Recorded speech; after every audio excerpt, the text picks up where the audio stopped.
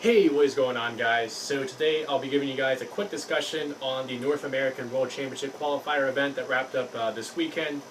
Basically, it was an event to determine the six North American Yu-Gi-Oh players that would qualify for the World Championship event in Japan. I believe it had over 2,000 players, and the way the event worked is the first day was 9 rounds of Swiss. And I believe the top cut was for the top 256 to go to day 2. Then at day 2 there was 3 more rounds of Swiss, and then the top cut for single elimination was top 64. They did not do a draft like a lot of the previous events usually do at top cut. The rest of the rounds from top 64 on through the finals were all single elimination to determine of course, the 6 that would be representing North America at the World Championships, and also to determine our North American champion as well. So I'll be giving you guys my quick thoughts on the stream that Konami provided for us, the event as a whole, and also the impact that the results of the event will have on the meta and possibly on the ban list as well. So starting off with the stream, I definitely am happy that we're finally starting to see a bit of a trend now, starting back at YCS 150, where we're starting to get streams from Konami for these major North American events. Definitely would like to see that that trend continue, because I do like to watch Yu-Gi-Oh as much as I like to play it. I like to just sit down and actually learn from not only the commentators, who I can definitely say seem to be pretty knowledgeable about the game and did a pretty good job, but also the duelists there and all the different decks that they're playing. I really do learn a lot from watching those duels and see just some of the interesting plays that they make that I never would have really thought of, honestly, that actually are really good plays. And some of the decks as well, and seeing what their full potential really is, like say Ritual Beast, for example, that did well at the event. So I definitely do appreciate the fact that they're giving us these streams now, because I definitely do like watching some good old Yu-Gi-Oh. For the event, as I said, I did cover how the actual World Championship qualifier went down, and then they also had a side event called the Ultimate Pegasus Challenge, and they of course named that because they had as guests, they had not only the voice actor for Merrick Ishtar, but also the voice actor for Maximilian Pegasus there. So basically the Ultimate Pegasus Challenge was very similar to how Commander duels work in Magic. They had both Maximilian and Merrick announce commands every few minutes that each player in the event would have to follow for each duel.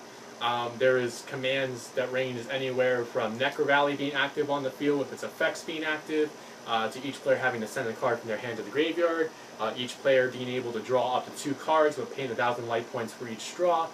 So many neat things as far as the commands were concerned, and it really just gave that event a really unique and fun feel, and it made it to where it just would, some of the commands that you would see really would just kind of shake up the duel and make it to where, like, if one person was really dominant and about to win the duel, there could be a command that would go in the other player's favor that could help bring them back into the duel. So it was kind of interesting to see kind of just the twists and turns that would happen with that. So I definitely do appreciate Konami taking a step forward with trying to do unique events like that as side events. I would like to see some other events like tag duels, maybe some 3- or 4-way duels, just some other things that are Yu-Gi-Oh related but different from the normal game that other people at these big events can take a part of and have fun with. And then going on to the actual results, for the top 64 cut, I believe over half of the players in the top 64 were playing Necros, which isn't that much of a surprise, but there was a bit of a surprise as far as the other representations. Spiritual Beast and Brilliant Abyss had a pretty high amount of representations. Cleaforts had a fair amount of representations as expected. Shaddoll's actually were represented pretty decently as well, when they did not have any top 32 at the YCS 150 in Columbus.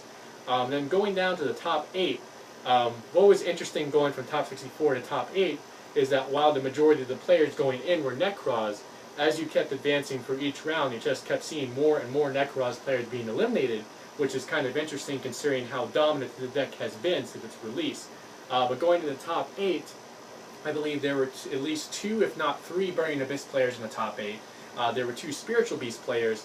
The 2 Spiritual Beast players were actually very good players and very well recognized and professional players as well, in Miguel Soto Jr. and Jarrell Winston. and then I believe the rest from there were Necros. There may have been a Cleaford in there, but yeah. And then when you went to the top 4, it was 2 Burning Abyss, 1 Spiritual Beast, and 1 Necros. And then the finals for this event was a Burning Abyss mirror match. So Necros did not win this event. Necros did not even get to the finals. It was Burning Abyss that did take away the victory for this World Championship qualifier, which was definitely a bit of a surprise. Even though I'm not a huge fan of Burning Abyss, and I do remember the days when Burning Abyss was close to as dominant as Necros is now, I definitely am happy and a bit refreshed to see that another deck other than Necros was able to take a major event like this. And the interesting things looking at the Burning Abyss decks that were doing well at this event, a lot of them were main decking Mistakes, which is a good meta call right now for Necros, Cleaforts, Satellar Knights.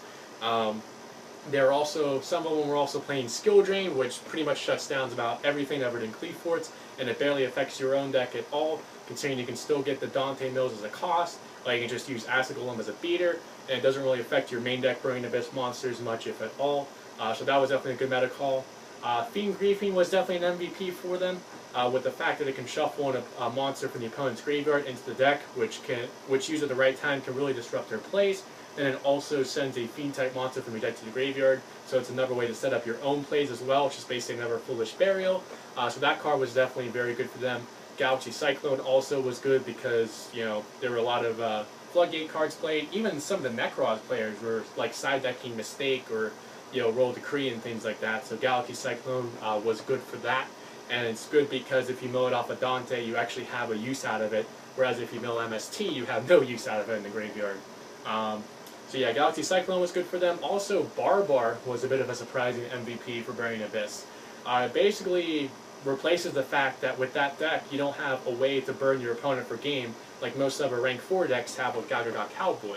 Because with Barbar's effect, when it's sent to the graveyard, you can banish any number of Burning Abyss monsters from your graveyard and burn your opponent for 300 times the Burning Abyss monster that you banished. So it basically gave the deck a way to be able to close out games when it got to the late game, and it also combos off very well with Nightmare Shark because you can use Barbar to make Nightmare Shark with another level 3 Burning Abyss, then use Nightmare Shark to detach Barbar to where you're not only getting 2,000 poked directly with Nightmare Shark, but also the burn damage from Barbar, which can really help you in clinching game.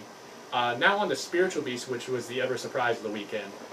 One of the YouTube channels I actually subscribed to, made a capital G, boldly predicted that Spiritual Beast would actually win this event, and he sure did take a lot of slack from it from what I saw on like Zodiac Duelist and in other places, but he actually came relatively close to actually getting that prediction right, considering that it did make the top 4. But what I found most interesting with the 2 decks for Ritual Beast that made top 8, the one that did not make the top 4 cut and just barely missed out on qualifying for Worlds, he actually did not play any emergency teleport in the main deck. And if you actually watched his Jarrell Winston's 2 streamed matches, he had one in round 3 and one in what would you call it? He lost in top 8, but then had to face somebody to see who would make that 5th and 6th spot for the to qualify for Worlds. So he was streamed for that match.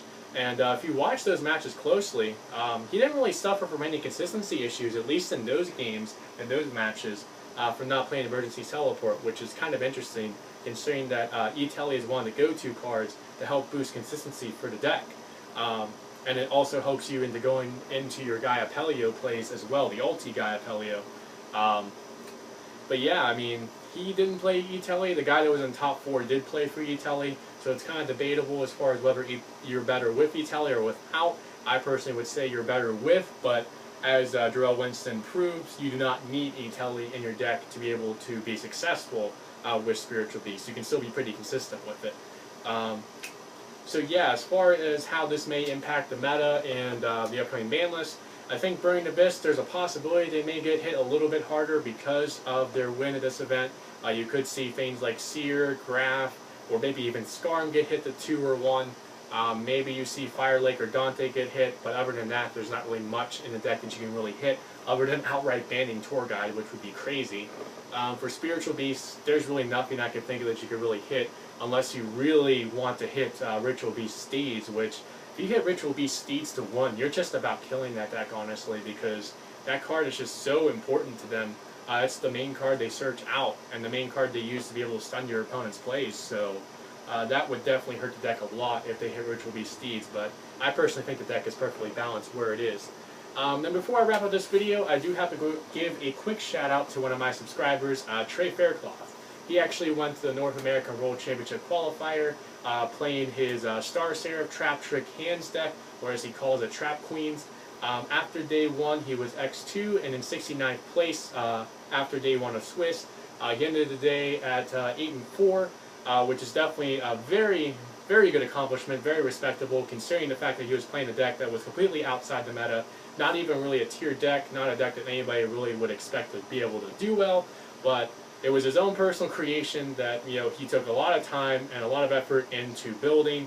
You know, he had play tested it a lot, obviously, and I definitely am, you know, very proud of you and congratulate you on your success there, and definitely do hope for future success from you as well. And if you do want to check out his deck, hop on over to his channel, which is named Trey Faircloth. He does have a deck profile up for his Trap Queens, as he calls it, and you should be getting an updated version from the event here pretty soon. So that is it for my discussion video on this World Championship qualifier. Please like the video if you did, and also let me know what you think in the comment section below about what I had to say. Definitely would like to know your thoughts about this event, and feel free to subscribe as well for more Yu-Gi-Oh! Content. So thank you guys so much for watching, and I will catch you guys next time.